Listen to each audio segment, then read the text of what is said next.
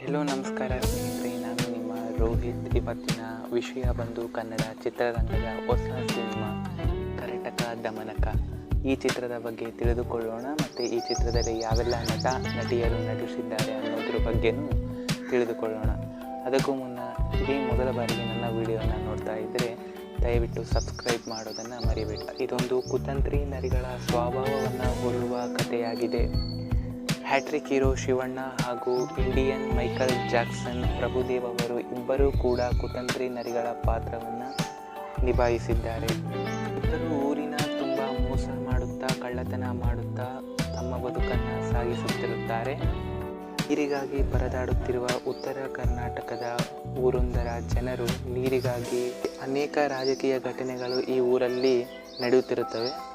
ನೀರು ಸಿಗದೆ ಹಳ್ಳಿಗಳಲ್ಲಿ ಬದುಕು ಕಟ್ಟಿಕೊಂಡಂತಹ ಜನರು ಅದೇನೇ ಕಷ್ಟ ಬಂದರೂ ಅದೇ ನನ್ನೂರು ಅಂತಕ್ಕಂತಹ ಜನರು ಆ ಊರಲ್ಲಿ ವಾಸ ಮಾಡ್ತಾ ಇರ್ತಾರೆ.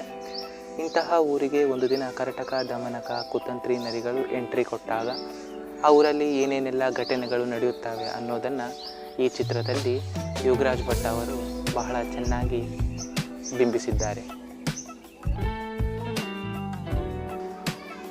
ಈಗ ಈ ಸಿನಿಮಾದಲ್ಲಿ ಯಾವೆಲ್ಲ ನಟ ನಟಿಯರು ನಟಿಸಿದ್ದಾರೆ ಅನ್ನೋದ್ರ ಬಗ್ಗೆ ತಿಳಿದುಕೊಳ್ಳೋಣ.